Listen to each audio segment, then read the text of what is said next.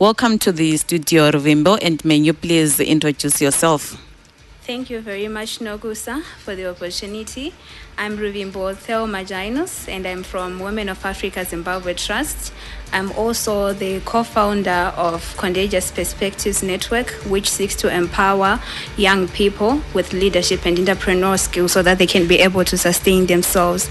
With Women of Africa Zimbabwe Trust, we mainly deal with men, women, and girls, and we also deal with these children as well to work close to them so that we can be able to get into their day-to-day lives, how they live and how they keep up with their daily living. So we do sustainable projects and programs to ensure that they are empowered and that they get the encouragement and inspiration that they can that we can actually offer them so that they become future and better leaders of tomorrow. Thank you, Ruvimbo. And we also have Tinashe Machikano. He's the Children and Youth Coordinator. Welcome to the show, Tinashe, and may you please introduce yourself. Thank you. My name is Tinashe Machikano, the Children and Youth Coordinator for MASO. And at MASO, I'm the focal person who works with children and young people directly. And with children, we work through their caregivers who take care of them, where we also build their capacity as caregivers to be able to provide adequate care and support to children under their care. And mainly we target those caregivers who have got orphans and vulnerable children. And amongst the orphans and vulnerable children, we're talking about also maybe children that are orphans. And some of them may also end up becoming children-heading households. So we have economic strengthening programs where we empower those families in order for them to be economically self-reliant. We also have got psychosocial support programs. We've got child rights programs where we also try to empower our children so that they are aware of their rights and they are able also to hold duty bearers to account. Then we also have educational assistance programs to ensure we reduce the vulnerability of these children. And we also support in terms of community capacity, where we work with their community-based child protection structures so that they are also able to respond to issues of child abuse. Thank you, Tinashe. Feel free to share your views on this issue by sending your messages on our WhatsApp studio line 0713 060506 0713 060506. So getting into our discussion this evening, we'll start with you, Ruvimbo. Why are many families now being headed by children? Many families are now being headed by children, mostly because of the economic situation in the country.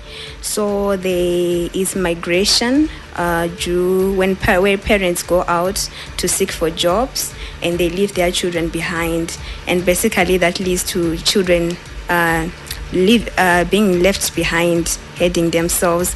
And we also have the issue whereby parents die, the death of parents, and then basically that leads to the children being left as orphans and they have to take care of themselves. Mostly the death of parents can be attributed to maybe the HIV and AIDS pandemic that once hit the country, and recently we can also talk about COVID-19.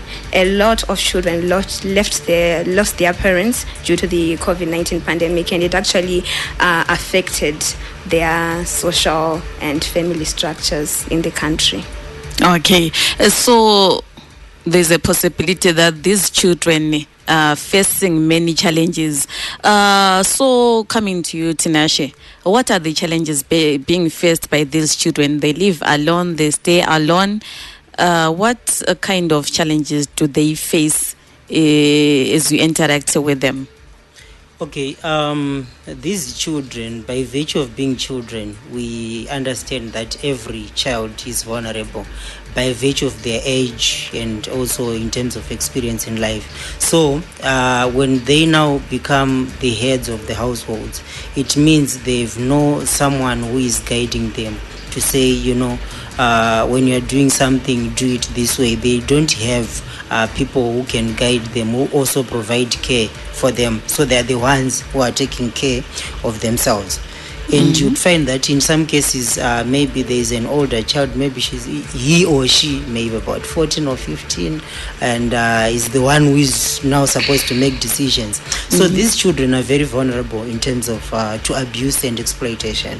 They can be sexually abused by adults who take advantage of the scenario or the situation which is at household level. For example, kune vanhu vanogona kuti let's say vana vari pamba havana chikafu, because these are children heading the household. They may find it very, very hard to find basic food to eat. So some people can go offer some food. They can come vachita senge vanhu vari kuda kubatsira, but then in the long run they end up maybe abusing these children, whether boy or girl, because they are all vulnerable, because they are children. Then some of the challenges that they also face include abuse of drugs. Not necessarily to say they are the ones who love abusing drugs, but they are initiated because simply people see the opportunity. There is no guardian, there is no parent whatsoever who can give them direction and also guidance. So what people do, they can target them to use them as maybe drug peddlers, to say simply because you don't have basic need. If you want some basics, you can run some errands for me, then I also pay you in return. So they are vulnerable to drugs, and also vulnerable to dropping out of school because they don't have, so in most cases they may not have the resource base to support maybe their education. You'd find that in some cases they drop out of school, which also kills their dreams in life. Then we can also talk about parental guidance itself, because in life, as a child or as a person, you need someone to mentor you through life, to say this is right and this is wrong. But when they are children alone, it's only maybe trial and error. It's based on trial and error, and there is no one maybe in that household who may be able to control others. For example, vana vanoteedzana, sibling rivalry. Saka kana vana vari kuteedzana vagara vangosara vari vega, there is no one to guide them, vanosara vachingonetsana. And in terms of order and control, pamba inogona kunetsa at the end of the day. And in some instances they may face also stigma from community. People call them names. They know, like myself and Ruimbo, let's say we are orphans. They don't call us Tinashe and Ruimbo. Yes. They call us Nereradzia. And I remember at some point, because I myself also grew up in more or less the same scenario. I remember at some point at school they would say Nerera Simuka Imiendo. It's painful every time people reminding you that you don't have parents. You are an orphan, you are different. So you feel like you are different from other children. At the end of the day, it also haunts you inside.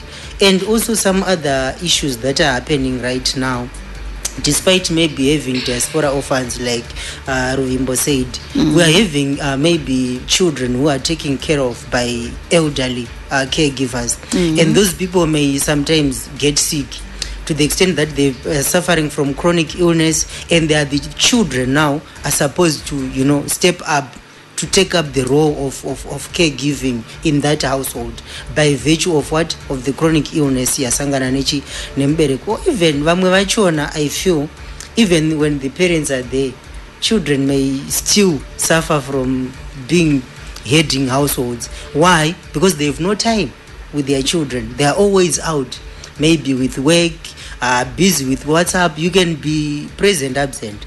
If you understand what I'm talking about. You are on your WhatsApp, Ramaiti, and everything. You don't listen, you don't have even time to interact with your children. Or maybe you are busy watching TV, or maybe you're out there having conversations with other women. You don't have time as a parent with your children. So in some cases, there are other children who may have parents present, but they are absent in terms of being felt as a parent, your presence. Sometimes you feel like the parent aripo, but hasi play a role yake zvekuti afiliwe pamba kuti aripo. So those are some of the challenges that these children face. Okay, you mentioned quite challenges, number of challenges being faced by children, particularly orphans, right? Then there are those children with parents who are overseas. They are well off, but the only challenge that they are facing is that they don't stay with their parents. Do they face the same kind of challenges that you mentioned? Like you're saying, they maybe suffer poverty because there's no one to take care of them. But these ones, they've got parents with money. They can send them money. They can send them food and everything. What challenges do they encounter? Maybe Ruvimbo, you might want to shed more light on that. Okay, thank you. For children who have their parents overseas, they do face challenges, but those challenges that they face, they are a bit different and diverse from children who have perhaps lost their parents, and those children who don't have their children who are living abroad, who don't have their parents who are living abroad. So for these children in particular, they lack guidance and counseling, so they are most likely to suffer from mental health issues.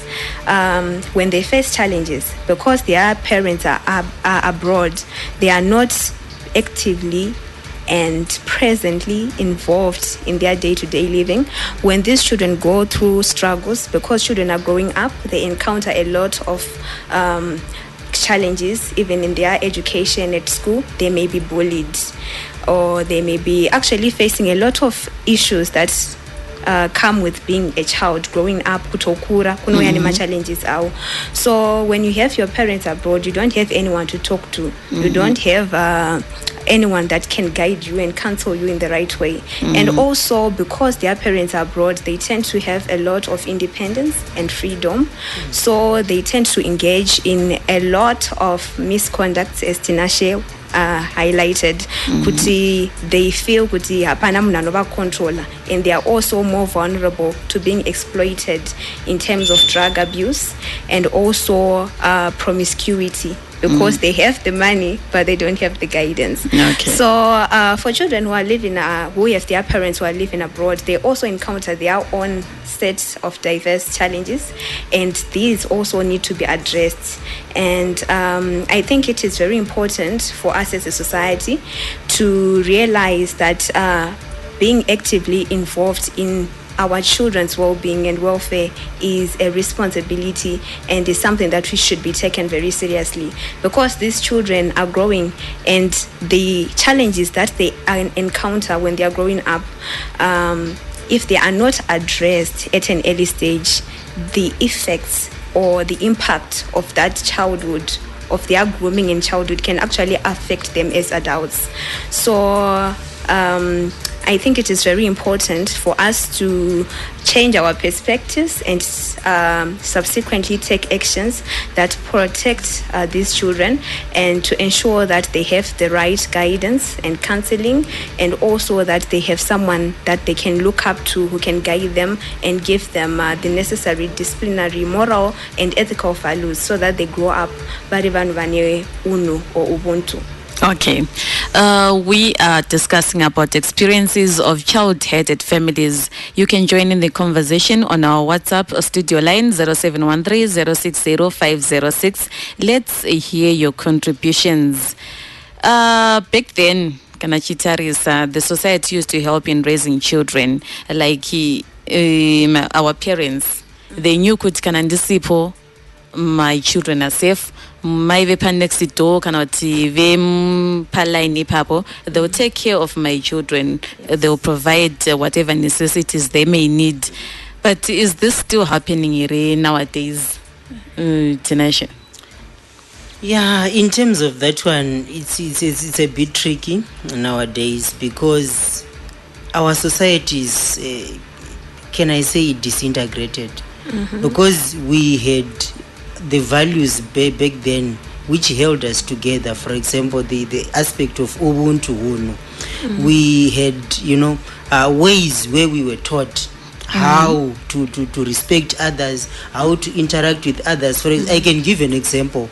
We grew up when we were 7 in our family, and in most cases, when we were given food taidya tiri 5 boys andidika right tiri 5 whether tiri kudya nenyama or what we were taught how to share and so waiona kuti because I was the youngest and I know how it felt uri mudiki waiti kana sadza rakuenda richinodzikira kudai so mukuru anga asingaudzirwe kuti chisimuka usiire vana handizvi aisimuka ega zvati fambe anoteera osimuka until kwasara the youngest because they know pesi yekudya kwemudiki nepesi yekudya kwemukuru yakasiyana but now even ukatarisa madyiro atakuita kaside plate umwe nomwe pake that is increased the culture of individualism in our people to the extent that everyone akungoti so long inini nemhuri yangu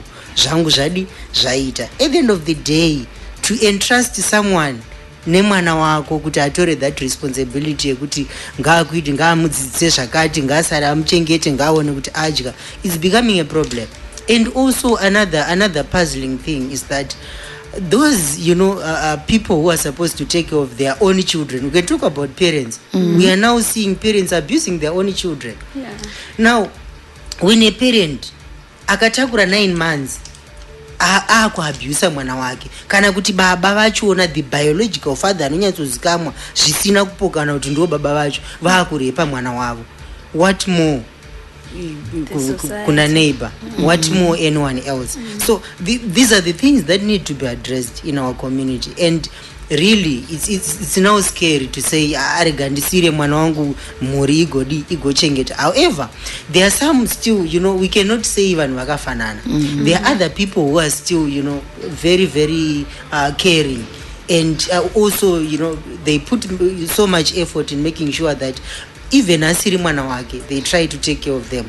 We can talk about even mama structures akatoiswa nehurumende nema civil society organizations in my communities, such as my child protection committees, my CCWs under the Department of Social Development, and my volunteers under various organizations. Those people are dedicated to also work with vulnerable children to make sure that all those children that may need help, they get the help that they want. So there are still other people who are still concerned, but our society still needs, can I say, moral and social fabric healing. Yeah, so that we go back to our basic principles and values of Ubuntu. Okay. Yeah. And Rovemba, you mentioned earlier about these children who stay alone. You mentioned Kuti, they tend to be promiscuous or they get involved in misconduct. And Kanakuti, it's just a stereotype. I would say it's a stereotype. It's not all of them, but some of them, they are also, they may tend to be promiscuous or vulnerable to misconduct. I think I must say that when children, they come from, if children are left alone from child-aided families, they believe that they tend to be promiscuous or they may end up in misconduct comes from the impression that these children have a lot of independence, and mostly because of their vulnerability compared to those children from normal family setups. They tend to do anything so that they can get to the next day alive. Like Tinashe reflected, Kuti, these children, they may actually fail to have like food for the day. They are poverty struck. So when you have someone who comes in from that same society that we're talking about, who says, I can offer you food, but you have to give me something in return, nothing is for free. That is when the promiscuity part will come in through. Or even in misconduct, we also find that children who come from child-aided families, they tend to misconduct themselves because they don't have guidance and counseling, like I said. But also from some children who are from those child-aided families, they tend to be very responsible and they are not promiscuous and they don't misconduct themselves. Okay. So it's actually a situational thing. I think it's two-dimensional, and we cannot really say all of them are promiscuous and they misconduct themselves. But yes, there are cases whereby they can really be promiscuous. Okay. However, on the other hand, some say these children who stay alone, they tend to mature faster and become responsible citizens. Since you work closely with these children, is this true? Kuti vana vakagara vega, taking care of each other alone without the help of a parent or a guardian, they mature faster. Ichokwadi ere kana kuti. It's subject to debate because it depends now with the resilience of a child. Because you'd find that maybe in the face of challenges, we respond differently. The three of us here, we respond differently to a situation. So you'd find that there are other children who may feel that, you know what, I don't want maybe or maybe I don't want my children to grow up in an environment that I grew up in. For example, myself, that's my perspective, that's my goal. Whatever that I faced when I was still a child, I don't want my children to go through that. And I wouldn't want to say to Kuti they are, you know, if they are not resilient enough, they are promiscuous or what. I just want to say maybe they are victims of circumstances. Okay. You know, they are.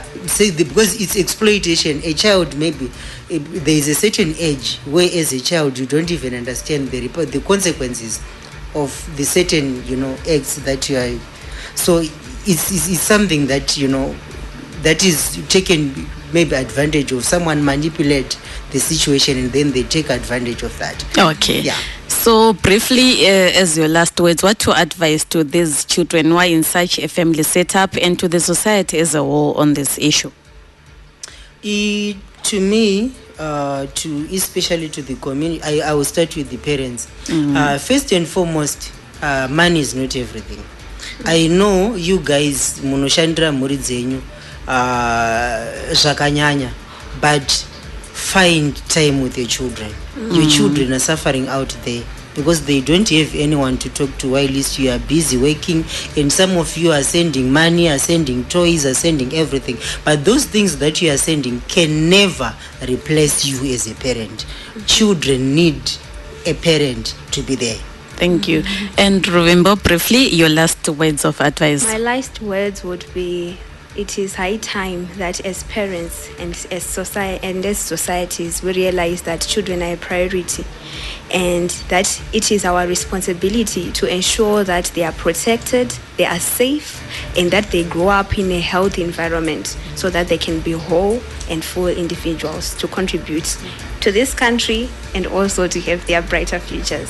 Thank you so much, Ruvimbo and Nashe, for coming to the show and shedding more light on this issue about the experiences of child-headed families. That's it for today. It has been the Youth Talk. Let's make it again. Next week, same time, same place. I am your host, Nogusa Masugu. Have a good evening. Thank you. The States of Midlands on 98.4 FM.